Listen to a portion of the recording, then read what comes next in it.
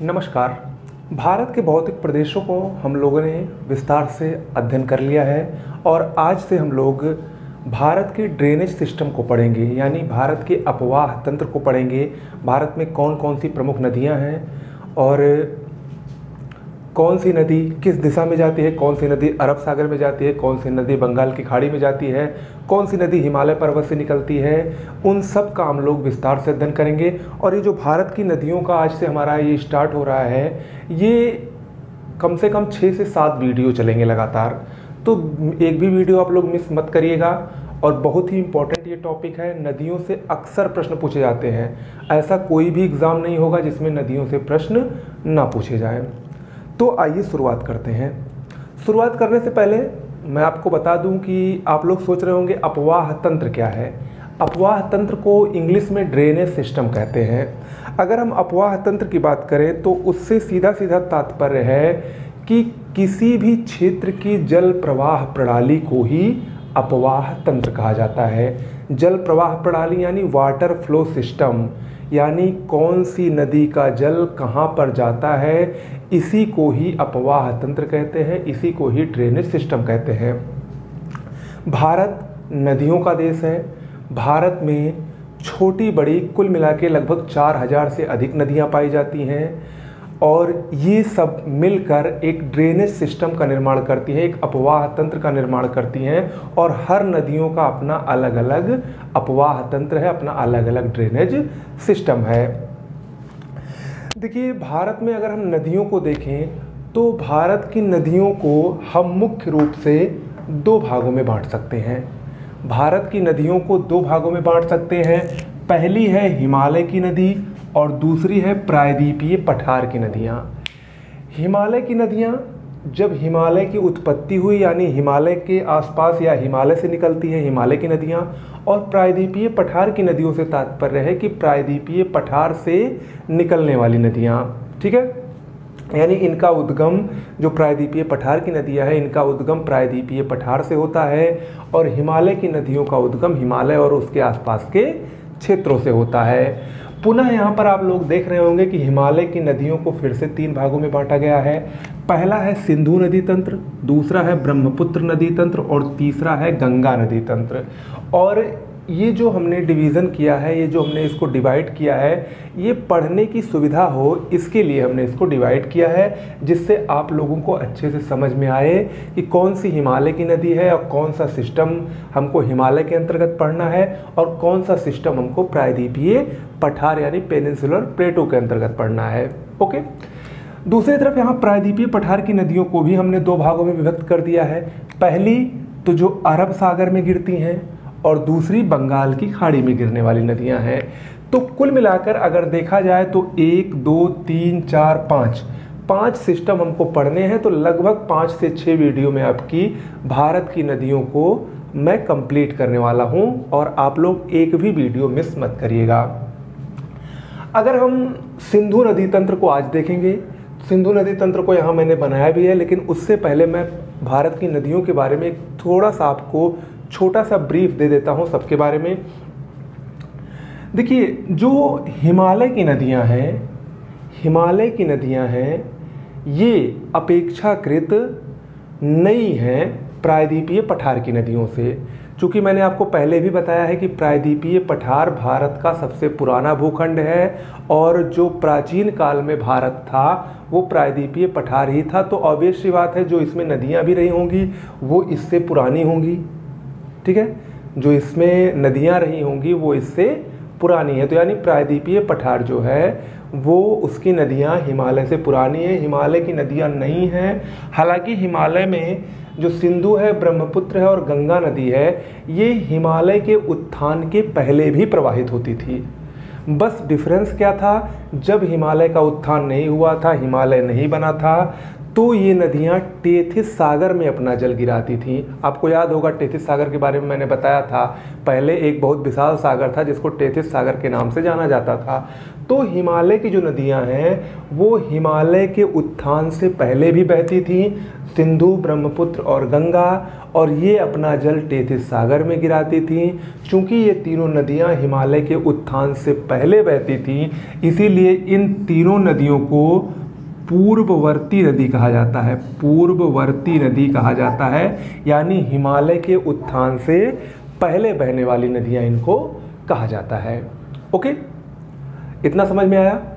चलिए, यहाँ पर अगर हम बात करें तो भारत में कुछ नदियाँ ऐसी हैं जो अंतर्राष्ट्रीय नदी का दर्जा प्राप्त है। भारत में कुछ नदियों को अंतर्राष्ट्रीय नदी का दर्जा प्राप्त है, और ऐसी भारत में 3 नदियां हैं जो अंतर्राष्ट्रीय, यानी जो भारत में तो बहती ही हैं, साथ में भारत के अलावा अन्य देशों में भी बहती हैं। जैसे पहली आपकी ब्रह्मपुत्र नदी है। पहली आपकी ब्रह्मपुत्र नदी है। मैं जब ब्रह्मपुत्र सिस्टम पढ़ाऊंगा तो मैं आपको बताऊंगा। अभी आप इतना जानिए कि ब्रह्मपुत्र नदी तिब्बत से निकलती है, यानी चाइना में बहती है। चाइना में बहने के बाद ये भारत में प्रवेश करती है, भारत में भी बहती है, और भारत से आगे निकलकर ये बांग्लादेश में होते हुए बंगाल की खाड़ी में अपना जल गिराती है। तो यानी ब्रह्मपुत्र नदी चाइना, भारत और बांग्लादेश, ये 3 देशों में बहने वाली अंतर्राष्ट्रीय नदी है। पहली ब्रह्मपुत्र हुई, दूसरी आपकी हुई सिंधु नदी। सिंधु नदी भी तिब्बत से ही निकलती है, चेमा युंगडुंग ग्लेशियर से, अभी मैं आपको बताऊंगा थोड़ी देर में। यानी तिब्बत में वही चाइना में, उसके बाद ये भारत में पहुंचती है। भारत में भी लगभग ये 1100-1200 किलोमीटर बहती है। उसके बाद आगे चलकर ये पाकिस्तान में होते हुए अरब सागर में गिरती है। तो यानी भारत, पाकिस्तान और चाइना में बहने वाली सिंधु नदी है दूसरी भारत की अंतर्राष्ट्रीय नदी। और तीसरी भारत की अंतर्राष्ट्रीय नदी है सतलज। सतलज नदी, जो कि सिंधु की ही सहायक नदी है। पंजाब की 5 नदियों में से एक है सतलज नदी। सतलज नदी भी तिब्बत के राक्षसताल या राकसताल झील से निकलती है, जिसको मानसरोवर के पास से भी कहा जाता है। ये चाइना से निकलते हुए भारत में बहते हुए ये भी पाकिस्तान में जाकर सिंधु नदी से मिल जाती है। ओके, तो कुल मिला के ब्रह्मपुत्र, सिंधु और सतलज ये भारत की 3 अंतर्राष्ट्रीय सीमा या अंतर्राष्ट्रीय नदियां हैं जो भारत से अधिक 2 देशों में, माने भारत से अधिक देशों में बहने वाली नदियां हैं। ठीक है, तो सिंधु के अंतर्गत हम पूरे सिंधु का पढ़ेंगे, अध्ययन करेंगे। ब्रह्मपुत्र नदी के अंतर्गत ब्रह्मपुत्र और उनकी सहायक नदियों का हम अध्ययन करेंगे। गंगा नदी तंत्र काफ़ी बड़ा तंत्र होगा। गंगा नदी में हम लोग गंगा नदी की प्रमुख सहायक नदियाँ यमुना की भी कई सहायक नदियाँ हैं, इन सब का हम लोग अध्ययन करेंगे। अरब सागर में गिरने वाली नदियों में मुख्य रूप से हम लोग नर्मदा, तापी, माही, केरल की कुछ नदियाँ, भरतपूजा नदी है, शरावती नदी है, मांडवी नदी है, इन सब का हम लोग अध्ययन करेंगे। और बंगाल की खाड़ी में गिरने वाली नदियों का हम लोग अध्ययन करते समय गोदावरी, कृष्णा, कावेरी, महानदी, वैगई नदी, ब्राह्मणी नदी इत्यादि नदियों का हम लोग अध्ययन करेंगे बंगाल की खाड़ी में गिरने वाली नदियों में। ओके, तो हमको इतना पढ़ना है भारत की नदियों के अंतर्गत। अब हिमालय की नदियों और प्रायद्वीपीय पठार की नदियों में एक अंतर भी है। वो अंतर क्या है? हिमालय की नदियाँ चूँकि हिमालय पर्वत से निकलती हैं, इसीलिए ये सदा नीरा है, यानी वर्ष भर इसमें पानी भरा रहता है। इसका सबसे बड़ा कारण ये है कि पहली बात तो ये हिमालय से निकलती हैं, दूसरी बात जब हिमालय गर्मियों के मौसम में बर्फ़ पिघलती है तो बर्फ़ का पानी इसमें भर जाने के कारण ये नदियाँ वर्ष भर सूखती नहीं हैं और ये वर्ष भर इसमें पानी बना रहता है। दूसरी तरफ प्रायद्वीपीय पठार की नदियाँ जो हैं ये वर्षवाहिनी नहीं हैं, ये वर्षवाहिनी नहीं है, बल्कि ये गर्मियों के मौसम में अधिकांश नदियाँ सूख जाती है। हालांकि कुछ अपवाद है, जो दक्षिणी पश्चिमी मानसून और उत्तर पूर्वी मानसून से वर्षा का जल प्राप्त करती है, खासकर कावेरी नदी जो कि वर्षवाहिनी है, वर्ष भर बहती है, तो वो 1-2 नदियाँ अपवाद है। बाकी जो प्रायद्वीपीय पठार की अधिकांश नदियाँ हैं ये गर्मियों के मौसम में सूख जाती हैं, यानी ये सदा नीरा नहीं है, वर्षवाहिनी नहीं है, जबकि हिमालय की नदियाँ वर्षवाहिनी नदी हैं। दूसरी बात, हिमालय की जो नदियां हैं वो अपेक्षाकृत अधिक ऊंचाई से नीचे गिरती हैं, इसीलिए ये जो चाहे सिंधु नदी हो, चाहे ब्रह्मपुत्र नदी हो, चाहे गंगा नदी हो, इसने अपने रास्ते में गार्जों का निर्माण किया है। गार्ज को महाखड्ड भी कहा जाता है, महाखड्ड भी कहा जाता है। गार्ज क्या होते हैं? देखिए, जब बहुत कठोर चट्टानें होती है और नदियाँ उसमें बहुत प्रवाह से प्रवाहित होती है, उस पर गिरती हैं, तो वो चट्टानों, जैसे ये चट्टान है तो उसको काटती हुई, ये चट्टानों को ऐसे ऐसे काटती हुई वो इस प्रकार से वी के आकार की आकृति बना देती हैं। इन्हीं को ही गार्ज कहा जाता है। ठीक है, इन्हीं वी आकृतियों को ही गार्ज या महाखड्ड, ये देखिए आपको खड्डे नुमा आकृति दिखाई पड़ रही है, इसी को ही गार्ज या महाखड्ड कहा जाता है। ओके, तो ये हिमालय की नदियों की एक विशेषता है कि वो गार्ज या महाखड्डों का निर्माण करती हैं। उम्मीद करते हैं समझ में आ रहा होगा। तो इतने के बाद अब हम लोग एक एक करके सब नदियों को पढ़ेंगे। बहुत ही इंटरेस्टिंग चैप्टर ये होने वाला है और आप लोग कहीं जाइएगा नहीं। ओके, चलिए शुरुआत करते हैं हम लोग। पहला हमारा जो नदी तंत्र है जिसको आज हम पढ़ने वाले हैं वो है सिंधु नदी तंत्र। सबसे पहले आज हम लोग सिंधु नदी तंत्र के बारे में पढ़ने वाले हैं। सिंधु नदी तंत्र। सिंधु नदी भारत से होकर बहने वाली दूसरी सबसे बड़ी नदी है। सिंधु नदी, यहाँ पर ध्यान दीजिएगा हमारे शब्दों को। सिंधु नदी भारत से होकर बहने वाली दूसरी सबसे बड़ी नदी है। अब सवाल ये उठता है कि भारत से होकर बहने वाली सबसे बड़ी नदी कौन सी है? तो यहाँ पर देखिए, यहाँ पर हमने भारत में जो नदियाँ बहती हैं या भारत से होकर जो नदियाँ बहती हैं उनका लंबाई के अनुसार क्रम लिखा गया है। और ये भी इम्पोर्टेंट है, इससे कई तरीके के प्रश्न बन सकते हैं। आप लोग देखिए, यहाँ पर भारत में जो नदियाँ प्रवाहित होती हैं, अगर उसकी हम लंबाई देखें तो ब्रह्मपुत्र सबसे लंबी नदी है। ब्रह्मपुत्र सबसे लंबी नदी है। ब्रह्मपुत्र की लंबाई कुल 2900 किलोमीटर है। दूसरे नंबर पर सिंधु नदी आती है 2880 किलोमीटर। तीसरे नंबर पर गंगा नदी आती है 2525 किलोमीटर। और चौथे नंबर पर गोदावरी नदी आती है 1465 किलोमीटर। अब यहाँ पर देखिए किस तरीके से कई प्रश्न बनेंगे। सबसे पहला प्रश्न है, भारत से होकर बहने वाली सबसे बड़ी नदी कौन सी है? ब्रह्मपुत्र नदी 2900 किलोमीटर। ओके, पहला प्रश्न नोट डाउन करिए। भारत से होकर बहने वाली सबसे बड़ी नदी ब्रह्मपुत्र नदी है 2900 किलोमीटर। दूसरा प्रश्न, भारत से होकर बहने वाली दूसरी सबसे बड़ी नदी कौन सी है? सिंधु नदी है, 2880 किलोमीटर ये। ठीक है, अब हम इसको क्यों कह रहे हैं कि ये भारत से होकर बहने वाली? क्योंकि अभी मैंने आपको बताया कि ये दोनों अंतर्राष्ट्रीय नदियां हैं। ये भारत में तो बहती ही हैं, साथ में ये चाइना में भी बहती हैं और पाकिस्तान में भी बहती हैं और ये तो बांग्लादेश में भी बहती है। ठीक है, तो कहने का मतलब है ये सिर्फ भारत में ही नहीं बहती हैं, ये भारत से बाहर इनका उद्गम होता है, भारत में होते हुए भारत से बाहर इनका मुहाना है, यानी जहाँ पर नदियाँ गिरती हैं उसको मुहाना कहते हैं। ओके, और वही हाल सिंधु का भी है। सिंधु तिब्बत से निकलती है, भारत में बहती है, पाकिस्तान में जाकर गिरती है। ब्रह्मपुत्र तिब्बत से निकलती है, भारत में बहती है, बांग्लादेश में जाकर गिरती है। तो ये भारत में ही नहीं बहती हैं, ये भारत से होकर बहती हैं। समझ में आया? इसके बाद गंगा की बात। अगर प्रश्न आए कभी कि भारत में बहने वाली सबसे लंबी नदी कौन सी है, तो गंगा होगी।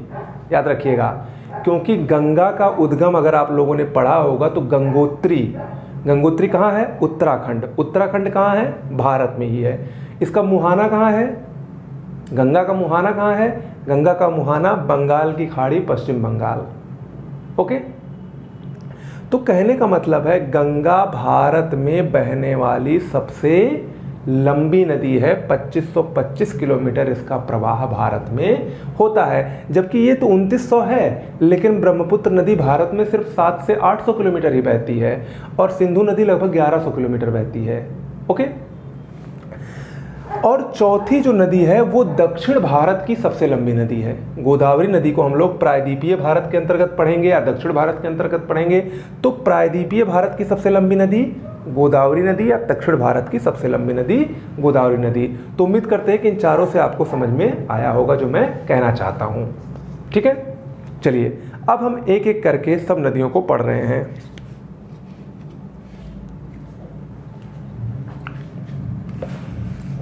सिंधु नदी तंत्र। सिंधु नदी तंत्र में मुख्य रूप से सिंधु नदी और उनकी सहायक 5 नदियों को शामिल किया जाता है, और ये 5 नदियां पंजाब की नदियां हैं, इसलिए इनको पंचनद भी कहा जाता है। पंच प्रदेश की नदियां भी कहा जाता है, पंजाब प्रदेश की नदियां कहा जाता है। तो सिंधु नदी के अंतर्गत मुख्य रूप से सिंधु, झेलम, चिनाब, रावी, ब्यास और सतलज को शामिल किया जाता है। यहाँ पर देखिए मैंने मैप बनाया है, यहाँ पर देखिए यहाँ पर सिंधु नदी निकल रही है और यहीं से ही सतलज नदी, यानी दोनों भारत से बाहर तिब्बत से निकलती हैं, और बीच में यहाँ पर देख रहे हैं झेलम, चिनाब, रावी और ब्यास नदियाँ बनाई गई हैं। इन सब के बारे में अभी मैं आपको बताने जा रहा हूँ। सबसे पहले तो हम लोग सिंधु नदी के बारे में पढ़ते हैं। देखिए सिंधु नदी, सबसे पहले आप लोग यही लिख लीजिए, सिंधु नदी ब्रह्मपुत्र के बाद भारत में बहने वाली सबसे लंबी नदी है, दूसरी सबसे लंबी नदी है। ओके, सिंधु नदी की अगर हम उद्गम की बात करें तो इसका उद्गम चेमा युंग डुंग ग्लेशियर है। एक Chema Jung डुंग glacier, Chema Jung डुंग glacier, या इसको एक और नाम से जाना जाता है, वो है बोखरचू ग्लेशियर। कहीं कहीं आपको ये भी लिखा दिखाई देगा बोखरचू ग्लेशियर। बोखरचू ग्लेशियर से ये निकलती है, ये इसका उद्गम क्षेत्र है, और ये कहाँ पर स्थित है? तिब्बत में स्थित है, यही इसका उद्गम है। देखिए तिब्बत के मानसरोवर झील के पास चेमा युंगडुंग ग्लेशियर या बोखरचू ग्लेशियर से निकलने वाली सिंधु नदी तिब्बत होते हुए भारत में लद्दाख और जम्मू कश्मीर में बहते हुए आगे चलकर पाकिस्तान में होते हुए अरब सागर में गिरती है। तो यानी इसका मुहाना कहाँ होगा सिंधु नदी का? सिंधु नदी का मुहाना होगा अरब सागर, अरब सागर और ब्रैकेट में अरब सागर के पाकिस्तान, पाकिस्तान के अरब सागर में गिरती है। कौन? सिंधु नदी। ओके, समझ में आ रहा होगा। ये हो गई पहली बात। दूसरी बात, सिंधु नदी जास्कर और लद्दाख श्रेणी के बीच में बहती है। सिंधु नदी जास्कर और लद्दाख श्रेणी के बीच में बहने वाली नदी है।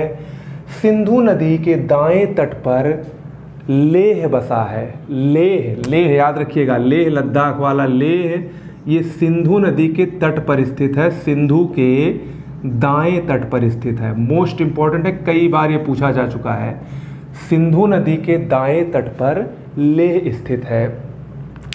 सिंधु की सहायक नदियों को देखें तो सिंधु की, देखिए अब यहाँ पर सहायक नदियाँ 2 होती हैं, एक जो बाएं ओर से आकर मिलती हैं और दूसरी दाएं ओर से। अगर आप लोग इसको देखेंगे तो सिंधु नदी इस दिशा में जा रही है, तो इसका बायां ये वाला होगा और दायां इधर वाला होगा। तो इसके बाएं तट पर झेलम, चिनाब, रावी, ब्यास, सतलज आदि नदियाँ सिंधु की सहायक नदियाँ हैं। इसके अलावा भी कुछ इम्पोर्टेंट नदियाँ हैं जो सिंधु की सहायक हैं, उसको देखिए। देखिए सिंधु की सहायक नदियों में सबसे पहले हम बाएं तट की बात करें तो बाएं तट पर जास्कर नदी, जास्कर नदी लिख लीजिए, ये बाएं तट की सहायक नदियां हैं सिंधु तट की। बाएं तट की सहायक नदियां हैं सिंधु नदी की, बाएं तट की सहायक नदियां जास्कर है, गिलगित है, गिलगित, जास्कर, गिलगित, और इसके अलावा जास्कर, गिलगित और एक है सिगार नदी। जास्कर, गिलगित और सिगार नदी ये सिंधु के बाएं तट की नदियां हैं, जबकि दाएं तट पर, सिंधु के दाएं तट पर मुख्य रूप से श्योक नदी, श्योक नदी दाएं तट की मुख्य नदी है सिंधु नदी की। ठीक है, ओके, समझ में आया? तो कुल मिला के सिंधु नदी के बारे में हमको कितना जानना है कि सिंधु नदी तिब्बत के मानसरोवर झील के पास चेमा युंगडुंग ग्लेशियर या बोखरचू ग्लेशियर से निकलती है। भारत में बहते हुए ये अरब सागर के पास पाकिस्तान में इसका मुहाना है, पाकिस्तान में गिरती है। ये लद्दाख और जास्कर श्रेणी के मध्य में बहती है। लेह सिंधु नदी के दाएं तट पर स्थित है। सिंधु की सहायक नदियों में बाएं तट की प्रमुख नदियां जास्कर, गिलगित और सिगार है, जबकि दाएं तट की मुख्य नदी श्योक है। ओके, इतना हमको सिंधु नदी के बारे में जानना जरूरी है। ठीक है, अब हम आगे बढ़ते हैं और दूसरी प्रमुख नदी को देखते हैं। उम्मीद करते हैं सिंधु नदी आप लोग समझ गए होंगे। अब सिंधु के बाद झेलम को देखते हैं। ये सब मिलकर एक तंत्र का निर्माण करती हैं। झेलम नदी को देखते हैं। झेलम नदी यहाँ पर आप लोग देख रहे होंगे। झेलम नदी जम्मू कश्मीर में एक झरना है, बेरीनाग झरना। बेरीनाग झरने से ये निकलती है झेलम नदी। और ये झेलम नदी जो है, इसका उद्गम पहले हम यहाँ लिख दें, उद्गम बेरीनाग झरना। बेरीनाग झरना से इसका उद्गम होता है, जो कि जम्मू कश्मीर में स्थित है। ये भारत और पाकिस्तान की सीमा पर बहने वाली नदी है। झेलम नदी भारत और पाकिस्तान की सीमा पर बहने वाली नदी है।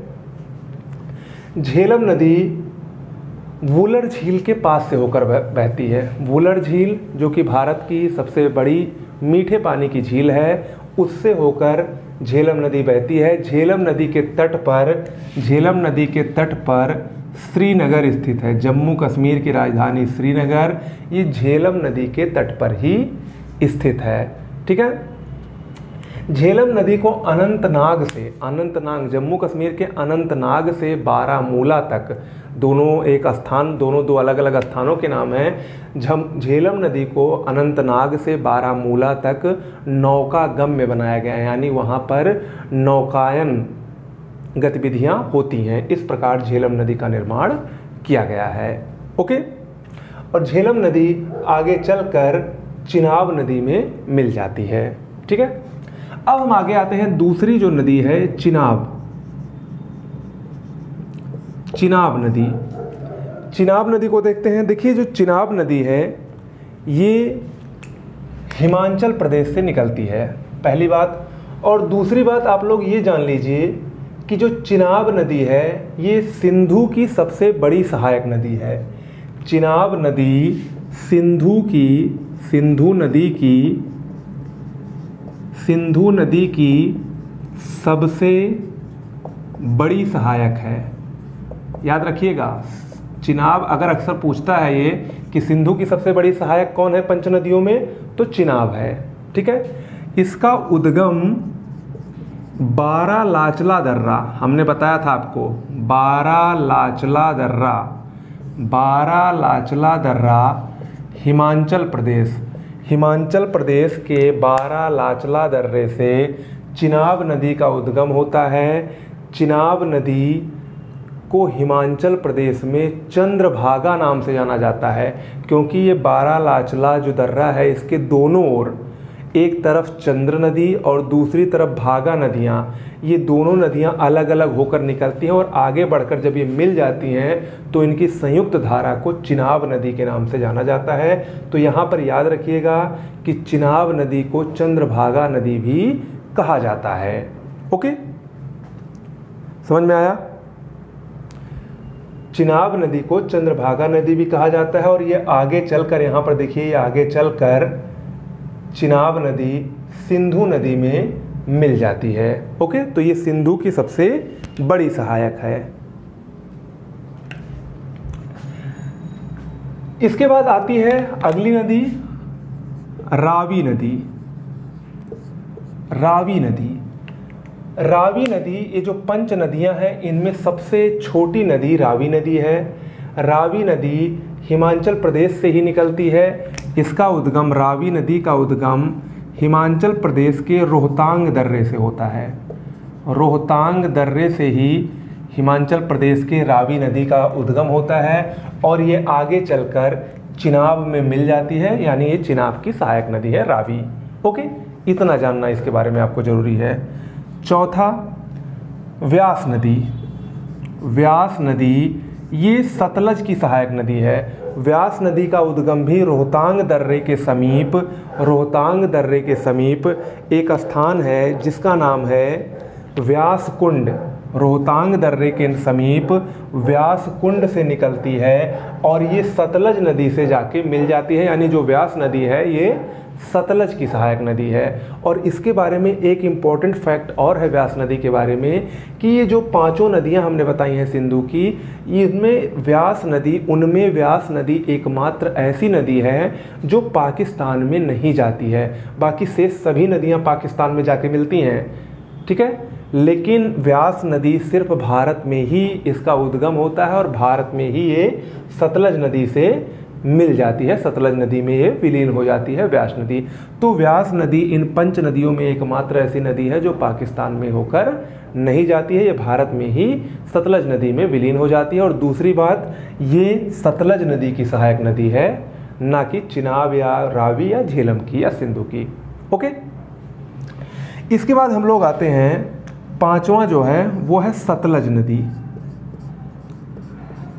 सतलज नदी का जो उद्गम है, सतलज नदी का जो उद्गम है वो मानसरोवर झील के पास एक है राक्षस ताल या राकस ताल झील।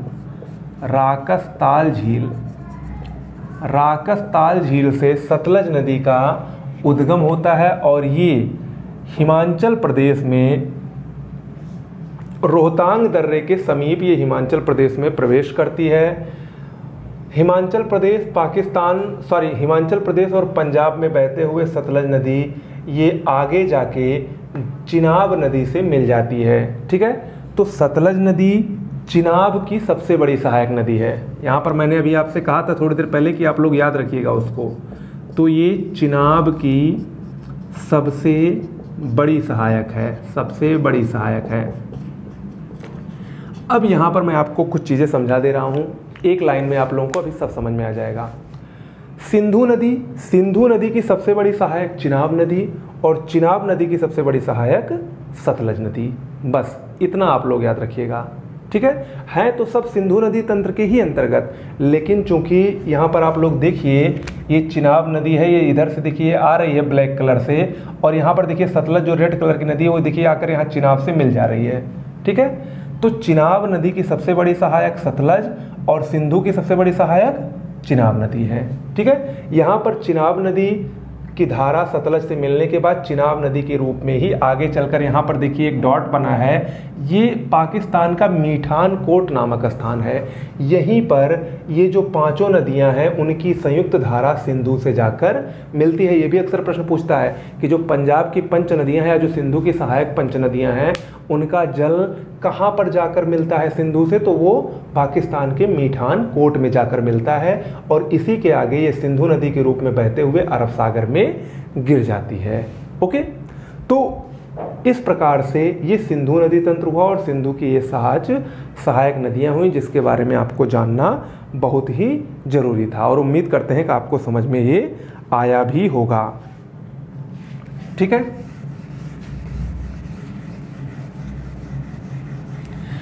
यहाँ पर एक चीज़ और देख लेते हैं हम सिंधु नदी तंत्र में। सिंधु नदी समझौता, जो सिंधु का जल है इससे संबंधित जो समझौता हुआ था ये काफ़ी इम्पोर्टेंट है और इससे प्रश्न खूब पूछे जाते हैं। अभी हाल ही में ये चर्चा में भी रहा था। 1960 में ये समझौता हुआ था सिंधु नदी का और इस समझौते के अनुसार जो इन 6 नदियों में पश्चिम की तरफ की 3 नदियाँ हैं, खासकर सिंधु, झेलम